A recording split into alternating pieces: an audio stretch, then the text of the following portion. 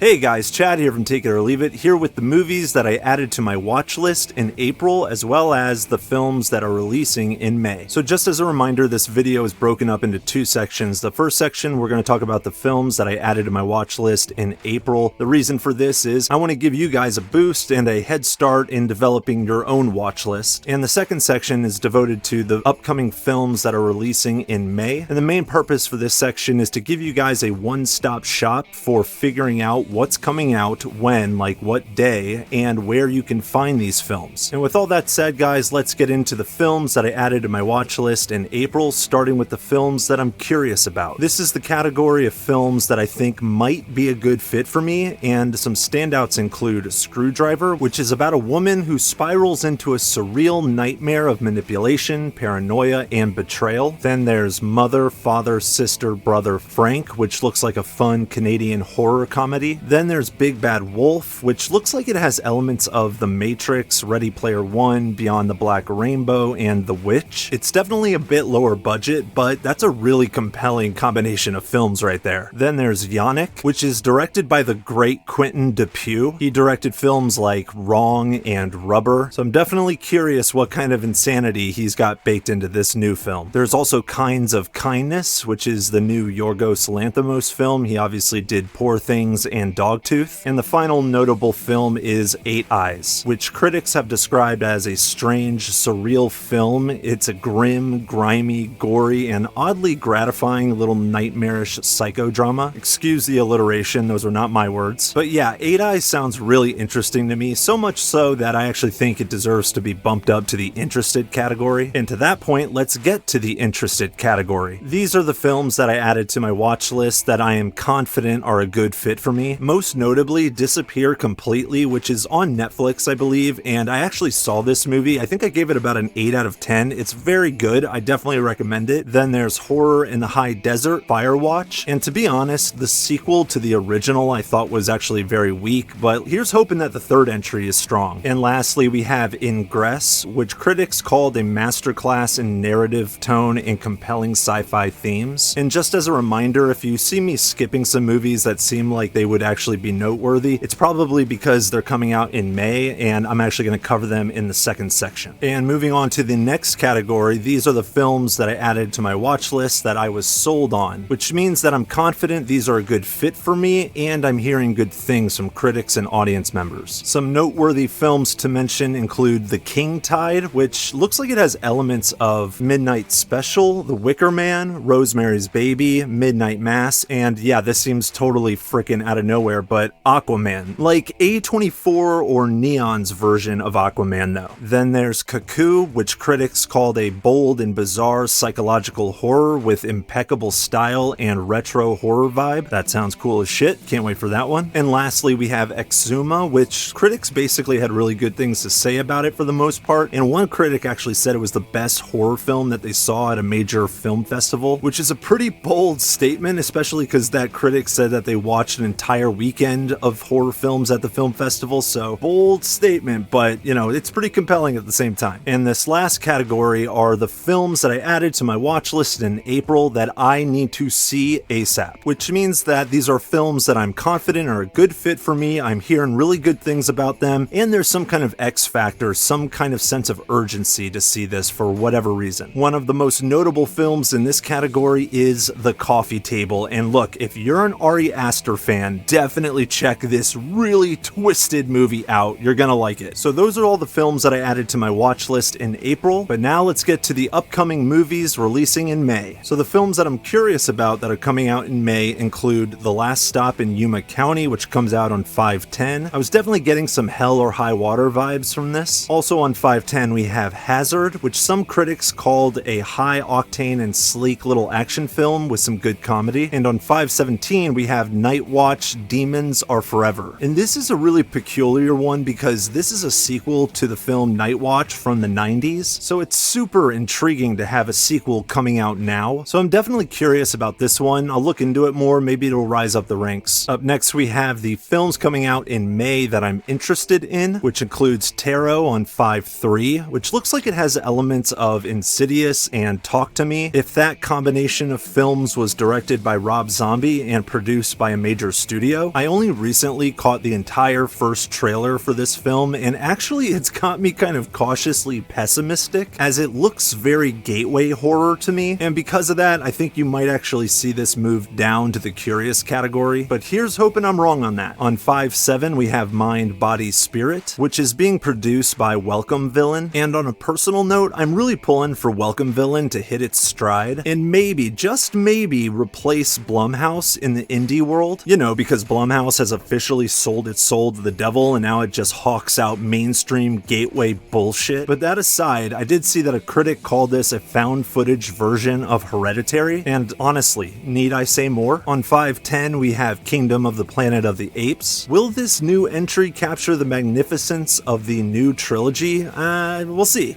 I'm pulling for it, but we'll see. And on 5/17 we have The Strangers Chapter 1. And look, I have a confession to make, okay? Don't judge me, alright? I'm doing my best here. I'm trying to come clean. Listen, I have not seen any of the Strangers films. I know, I'm a bad man, I get it. But this is gonna be the first of a new trilogy, and apparently the next two will be coming out very soon after the first, so I'm fascinated to see if this new trilogy can actually hold up. And if it doesn't, then you know what? I will officially go see the original Strangers movies. I've got those waiting for me. On 5/17, there's Faceless After Dark, and I was really surprised by this trailer. It's got a very like meta slasher with nightmarish fantasy sprinkled on top kind of vibe. It looks super cool. Also on 5/17, we have You Can't Run Forever, which stars an angry and vengeful J.K. Simmons, so sign me up. And on 5/24, we have Furiosa, a Mad Max saga, and I'm not really sure what to make of this, to be honest, because the trailers have way too much CGI in my opinion, but at the same time, I loved Fury Road, so fingers crossed for this one. And on 5/31, we have What You Wish For, which stars Nick Stahl, and I was really impressed by Nick Stahl in What Josiah Saw, so I'm excited to see what he can do with this thriller. And moving on to the films coming out in May that I'm sold on 5/1 we have Arcadian, which I had some issues with, but overall I thought this was a worthy Quiet Place inspired flick. And on 5/3 we have I Saw the TV Glow, and the trailer looked really strong for this, and it's getting really good reviews, so I'm excited about this one. Also on 5/3 we have Evil Does Not Exist, which seems to have elements of Dark Water and last year's Monster. And on 5/28 we have Pandemonium, which comes from the director of All the Gods in the Sky, which I highly recommend you see. So the director of All the Gods in the Sky is giving us an absurd art house Dante's Inferno? Are you kidding me? Nah, this is not in the right frickin' section, dude. This is not in the right category. Just give me a second here. Just do this, and cut and paste, carry the two, and done. Clearly, I need to see Pandemonium ASAP. But there's two other films that I need to see ASAP in May, and that includes on 5/3, New Life. And this was actually on my biggest misses of last year, so I'm dying to see this dread-fueled, kind of apocalyptic, maybe, thriller. It looks and sounds incredible. But speaking of incredible, closing out May, we have In a Violent Nature. And holy shit, an indie Friday the 13th from the perspective of the slasher? Come on, this is a day one for me. But those are just my thoughts, take it or leave it. What do you guys think? What did you add to your watch list in April? What do you think of my watch list? And what are you excited about most in May? Let me know down in the comment section, let's talk about it. And if you enjoyed this video, but you want more information about what's on my watch list, what I'm currently watching, the kind of ratings I'm giving these films, as well as upcoming releases I'm looking forward to, don't forget to follow me on track.tv. My username is TIOLI_reviews. The link is in the description box. Go ahead and click it and start following me on Tracked, and I look forward to seeing you over there. And as usual, guys, thank you so much for stopping by my channel. I really appreciate it. Don't be afraid to hit that like and subscribe button. And until next time, I'm Chad from Take It or Leave It, and I'll check you later. Check you later. Check you later.